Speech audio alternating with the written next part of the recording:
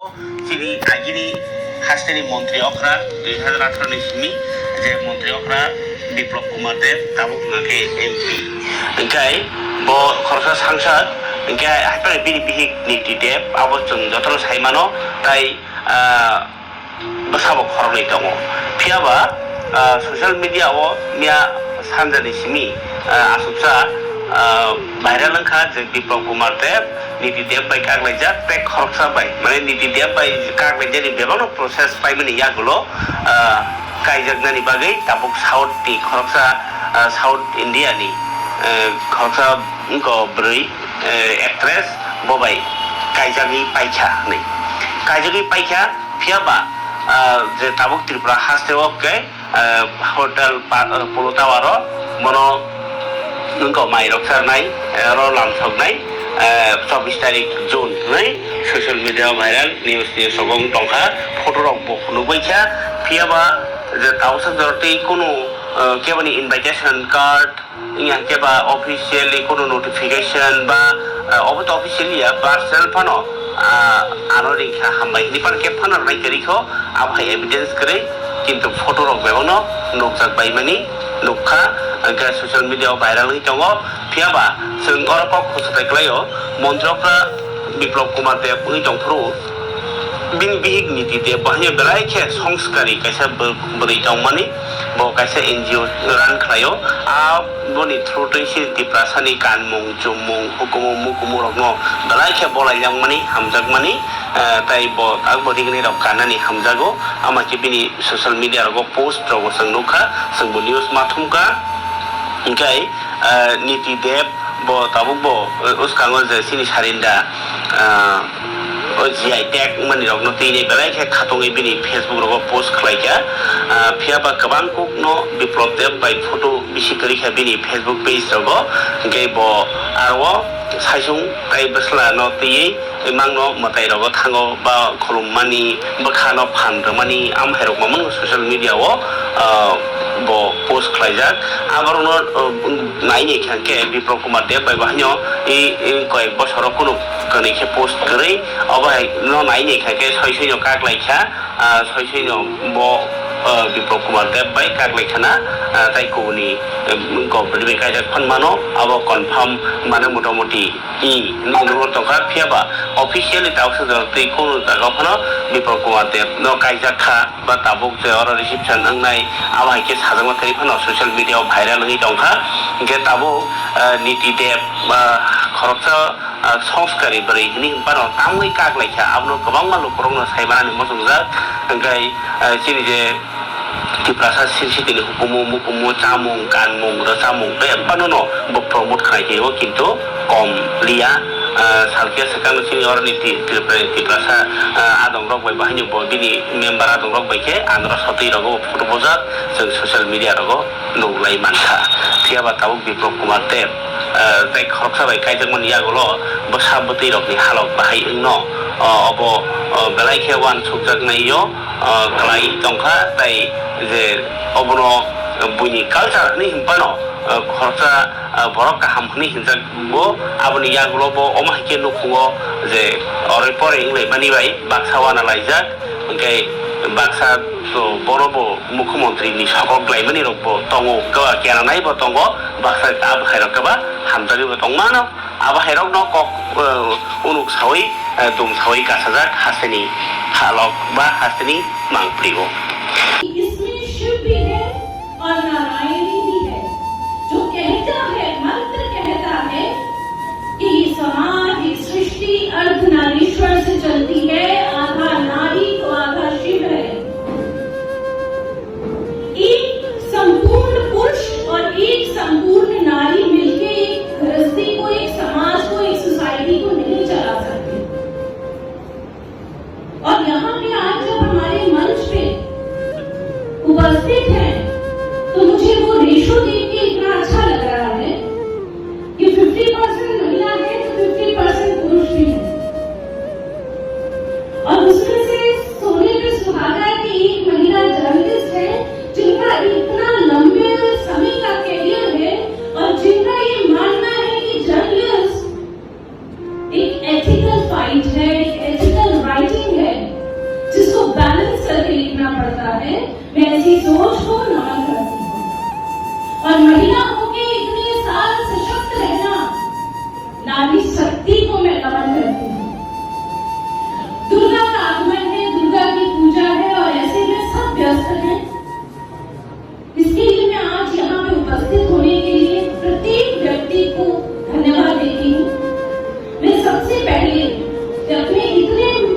Tough time में से time निकालने के लिए हमारे मिनिस्टर जो कि यंग है, डायनामिक है और जिनकी बातें, जो कि आईसीए को रिप्रेजेंट करते हैं, मिनिस्ट्री को, जिनकी बातें अभी हमें बहुत ही प्रभावशाली लगी है, जिनके बोलने का जो एक लहजा है वो बताता है कि वो कितना ज्यादा ग्राउंडेड है। आपको भाषण बनाने की आवश्यकता नहीं है, कुछ भाषण को बहुत बढ़ा चढ़ा के बोलने की जरूरत नहीं है। जो एक्चुअल काम है, आप जब उसकी बात करते हो तो वो बात आपके दिल से, हृदय से आती है। हमारे साथ यहाँ क्लब, प्रेस क्लब के सेक्रेटरी आपके अपने प्रणव सरकार जी उपस्थित हैं, जिनकी सहयोगिता से आज का ये कार्यक्रम रखा गया है। उनके आह्वान पे, उनसे संपर्क में रह के इस कार्यक्रम को पूर्ण ने किया है, तो इस कार्यक्रम का पूरा श्रेय उनको जाता है। हमारे बीच में चित्रा बाई जी का तो मैंने बताया कि हम सभी उनको नमन करते हैं कि महिला होने के नाते, जर्नलिस्ट होने के नाते जिस तरह से वो यहाँ पर प्रतिष्ठित है, ये मेरे सामने बैठी बहुत सी महिला पत्रकारों के लिए एक गर्व की बात है, एक प्रेरणा की बात है। हमारे बीच उपस्थित जयंत भट्टाचार्य जी, उनकी सोच मैंने सुनी, उनसे मिलने का मौका शायद मुझे पर्सनली आज मिला है। और ऐसे बहुत से संवादित हैं, सीनियर हैं, यंग भी हैं और ये ऐसे बहुत से जो इस मीडिया जगत के साथ जुड़े हुए लोग हैं। शायद मैं उन सबको जानती भी नहीं, पहचानती भी नहीं। तो मैं एक बात हमेशा बोलती हूँ कि शायद जो सच्चे पथ पे चलने का मार्ग है, उसके पीछे ये भी कारण है कि मैं निष्पक्ष होकर चलती हूँ, निष्पक्ष से सबके साथ मिलती हूँ, किसी को नाक तोलती नहीं कभी, क्योंकि मैं अज्ञान हूँ। और अज्ञानी व्यक्ति के पास जब सोच ही नहीं है, विचार ही नहीं है, तो उसका हृदय अपने आप सबके लिए खुल जाता है। और आपसे आज मुझे सीखने को मिला कि कैसे छोटी छोटी बातों को संभाल के और उनसे अपना रास्ता बनाया जाता है। आपने आई का स्टोरी सुनाया, काफी साल पहले मैंने भी आई का स्टोरी यूट्यूब पे देखा था, लेकिन आप उनसे खुद मिले हैं, आपने उसका एहसास किया है। क्योंकि जब हम किसी ऐसे व्यक्ति से मिलते हैं जिसमें ममता होती है, पिता तुल्य भी होते हैं, जिनसे पिता का प्यार आपको मिलता है, पिता का जो संस्कार है वो मिलता है, जो मैं अपने जीवन में मानती हूँ हमारे प्रिय प्रधानमंत्री मोदी जी से हमें मिलता है, वो पिता तुल्य है। आप उसको ग्रहण करते हो, आप उससे कुछ सीखते हो, उन छोटी छोटी बातों से आपको लगता है कि आपको आगे चलना चाहिए। जैसे सुशांत जी ने कहा, हम एक ही परिवार से कैसे जुड़ गए हैं, सोच से। सोच एक दूसरे को जोड़ती है। जन्म तो किसी का कहीं भी हो सकता है, लेकिन जो एक विशाल समाज का परिवार आपस में जुड़ता है, वो सोच से जुड़ता है, जो कि मैं डॉक्टर दीनदयाल उपाध्याय जी को मानने वाली, एकात्मान को मानने वाली, अंत्योदय को मानने वाली व्यक्ति हूँ। और उसी का प्रचार प्रसार मैं अपने शेष जीवन भर करती रहूंगी। हार्ट ऑफ ह्यूमैनिटी नाम के आउटलेट्स जो खुले हुए हैं, मैं माँ त्रिपुरा सुंदरी से कामना करती हूँ, माँ के चरणों में प्रार्थना करती हूँ कि हे माँ, वो किसी भी नाम से बने, लेकिन ऐसे हृदय इस पूरे विश्व में खुल जाए। मैं न खुल पाऊं तो क्या हुआ, लेकिन कोई भी खुले, जो लोग उससे कुछ खुशियां प्राप्त कर पाते हैं, जो उसके साथ कुछ लोग जुड़ पाते हैं जिन्हें हम जानते नहीं। ऐसे हजारों लोगों को, ऐसे हार्ट ऑफ ह्यूमैनिटी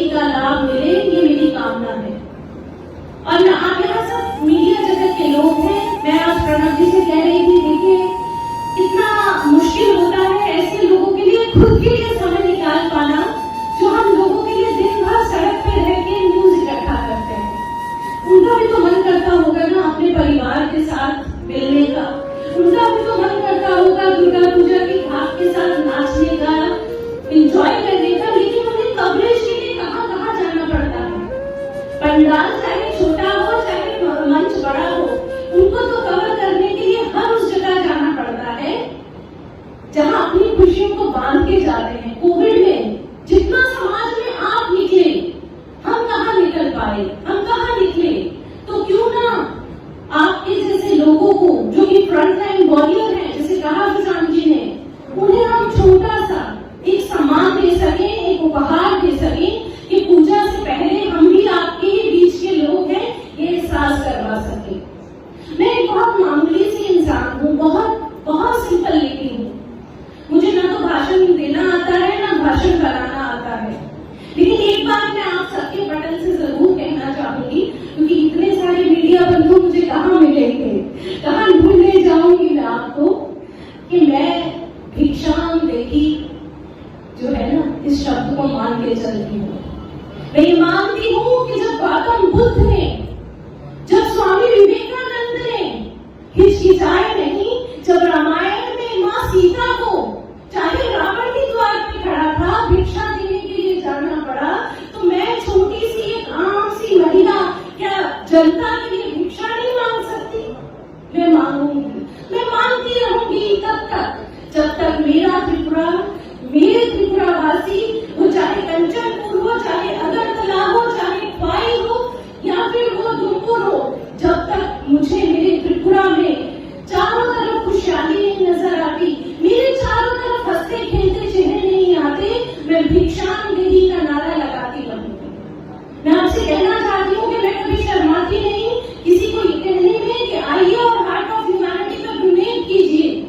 क्योंकि वहां पे दिया गया खाना, वहां पे दिए गए वस्त्र, चाहे वो नए हो, चाहे वो पुराने हो, वो उन लोगों के पास जाएंगे, वो उनके लिए होंगे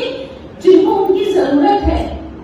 ना तो मुझे चाहिए, ना मुझे कभी किसी से कोई अपेक्षा रही है, लेकिन मैं ये मानती हूँ कि भिक्षा मांगना कोई छोटा काम नहीं है। क्योंकि मुझे स्वामी विवेकानंद जी के जीवन की एक छोटी सी स्टोरी, जो आपसे सच बताऊं बहुत साल पहले मुझे मेरे हस्बैंड ने ही बताई थी,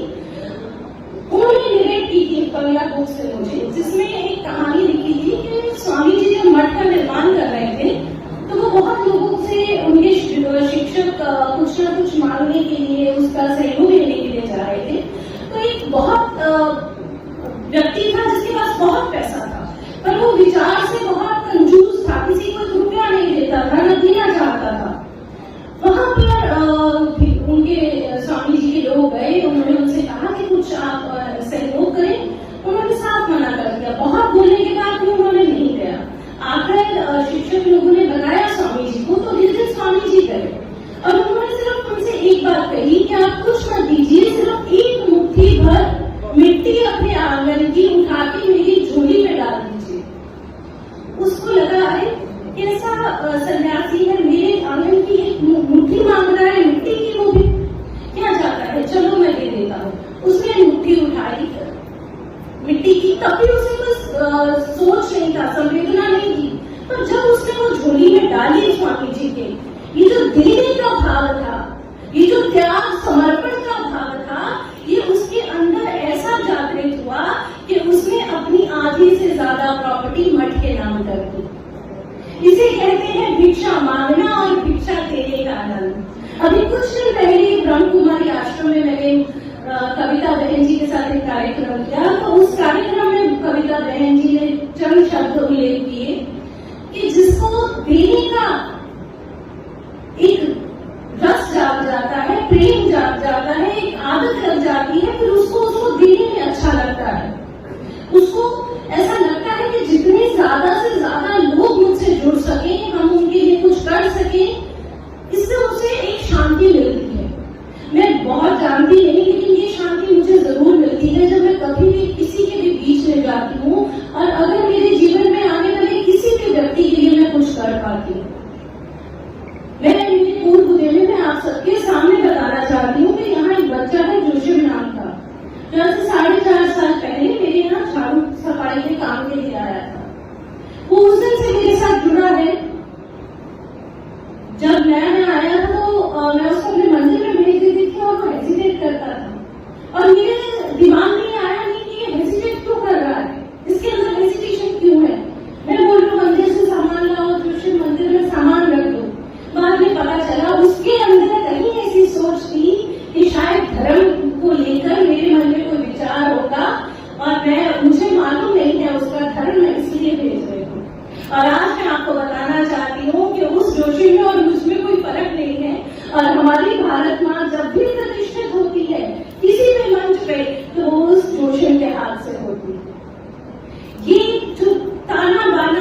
रिश्तों का, समाज का, ये हमें स्ट्रॉन्ग बनाता है। और आज जब शादी उत्सव में आप सबका आना हुआ है, मैं यही कहूंगी, मैं तहे दिल से आप सबकी आभारी हूँ और मैं चाहती हूँ ये उत्सव आप अपने परिवार के साथ बहुत अच्छे से मनाएं, सब खुश रहें, आनंद में रहें और आप लोगों की उन्नति हो। और एक छोटी सी बात ये कि अगर कहीं किसी हाउस में जगह हो तो 6 महीने बाद मुझे और मेरे बेटे को इंटर्नशिप देने की कृपा जरूर करें